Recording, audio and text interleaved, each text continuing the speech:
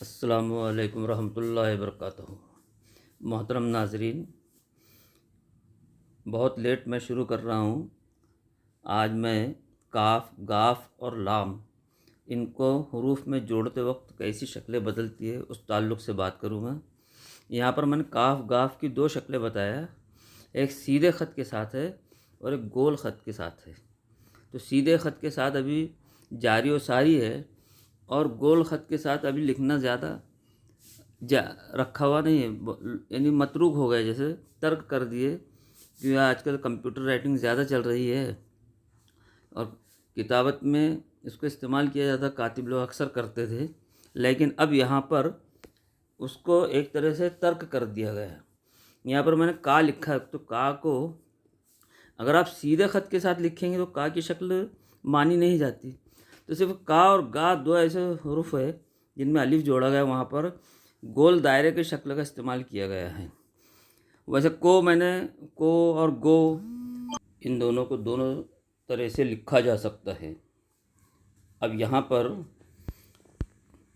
यहाँ पर इनकी शक्लों को दूसरे तरीके से देखिए।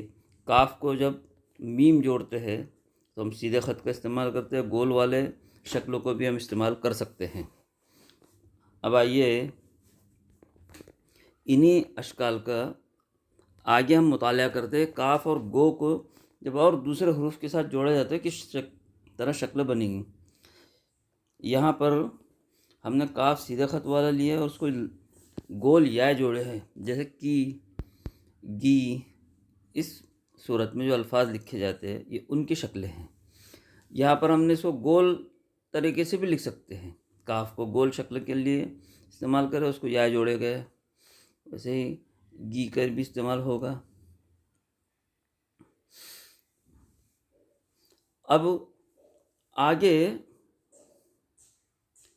यहाँ पर जैसे काफ को लंबा या अगर जोड़ते हैं, जैसे के लिखना है हमको, गए लिखना है, आप अगर गए में गोल या भी जोड़ते हैं, गोल वाली शक्ल भी इस्तेमाल करते हैं गाफ की, और लंबा या है, और हमज़ा के लिए एक शोशा इस्तेमाल करते हैं। वो लिखने का तरीका है। यहाँ पर जैसे कई लिखा हूँ मैंने, सीधा ख़त वाला काफ लिखा, उसको या और हमज़ा जोड़ा हुआ है। हमज़ा के लिए हमने एक शोशे का इजाफा किया उसमें। अब यहाँ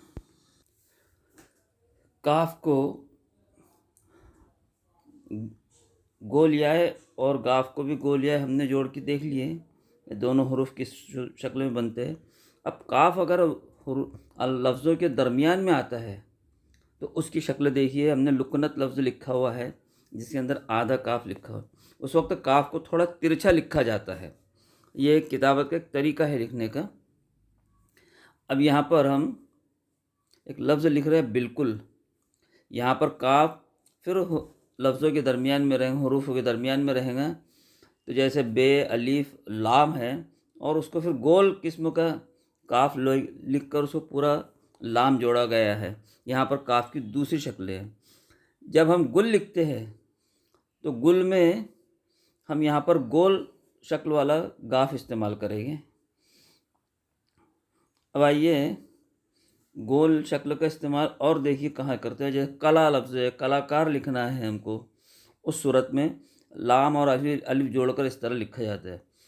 काफ को स्टार्ट में अगर शुरू कर रहे हैं तो सीधे ख़त का इस्तेमाल करके कब लिखा जा सकता है। फिर एक लफ्ज़ लिख रहा हूँ मैं, कस व नाकस। हम कस व नाकस एक लफ्ज़ पढ़ते हैं, वाव वतफ़ वाले, उसको भी लिखने का एक तरीका है। मैंने इसको गोल काफ से भी लिखा है और खड़े काफ से भी लिखने की कोशिश किया हूँ। आप दोनों लिख सकते हैं, लेकिन आजकल जो आप कंप्यूटर राइटिंग देख रहे हैं उसमें खड़ी लकीर वाला काफ इस्तेमाल हो रहा है।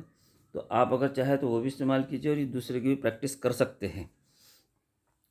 अब है हम लाम की शक्ल देखते हैं कि लाम जब किसी दूसरे हरूफ को जोड़ा जाता है तो उसकी बनने वाली शक्ल क्या है। जब लाम शुरुआत में हरूफ के आता है लफ्ज़ों में तो लाम की शक्ल देखिए हमने लिखी। जैसे लाम को अलिफ जोड़े, लाम को हमने मीम जोड़े हैं, उसी तरह लाम को चे जोड़ते हैं, जैसे लफ्ज़ लालच लिखते हैं। तो यहाँ पर लाम को किस सूरत में लेते हैं। अब जब वही लाम जो पहले लिया जा रहा है उसको लपक जैसे लिखा हुआ है, तो यहाँ पर लाम का नीचे का शोशा गोल कर लेते हैं, जबकि इससे पहले लम और लच हमने जो लिखे हैं उसमें आड़ी लकीर रखे है तिरछी। यहाँ पर ली लफ्ज़ लिखे हैं, वो भी उसकी भी शक्ल देखिए, उसको गोल या जोड़ा गया। यहाँ एक लफ्ज़ लिखा हुआ मैंने लई, जहाँ पर एक हमज़ा के लिए एक शोशा फिर बढ़ाया हमने याई के साथ। यहाँ पर है लब, यहाँ पर लाम की गोल शक्ल देखिए, गोल शोशा छोटा सा लिया जाता है नीचे साथ में। और लाम को लिखते वक्त एक ख़ास बात ये कि जब शुरुआत में लिखे तो उसकी लकीर लंबी लेनी चाहिए।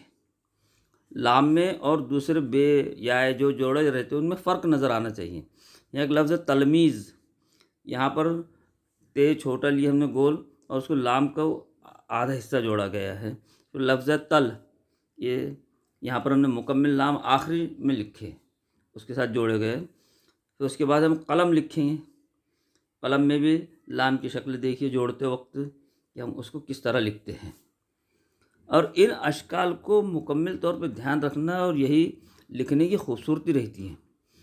अब जैसे हम लफ्ज़ लिख रहे हैं, यहाँ पर गाफ को लाम जोड़ा गया तो एक गला हो गया, इससे पहले मैंने कला लिखा था। अब यहाँ पर हम लिख रहे हैं गलत, यहाँ पर लाम की शक्ल देखिए आप, उसका नीचला हिस्सा एकदम बारीक रखा जाता है जिसको तोय जोड़ते हैं। यहाँ लिख रहे हैं शल, यहाँ पर शीन बगैर शोशे वाला इस्तेमाल किया और उसको पूरा लाम जोड़े हुए लास्ट में। उसके बाद है जीम के साथ जोड़ते हैं उसको, या है के साथ, तो हल इस शक्ल में। अब मैं लिख रहा हूँ रब्बुल आलमीन। यहाँ पर लिखते वक्त लाम को देखिए किस सूरत में लिखा जाता है, या उसको लाम को एल जोड़े और यहाँ पर लाम को मीम जोड़ते हैं, तो दोनों के अंदर थोड़ा सा फ़र्क है मामूली सा जोड़ में। ये रब्बुल आलमीन को पहले लाम आयन जोड़ा गया तो आयन के नीचे का बार थोड़ा हिस्सा मोटा लिया गया, लेकिन जब लाम और मीम जोड़ा गया तो लाम को बारीक लिया गया। फिर मुदल्लिल, लाम को ही लाम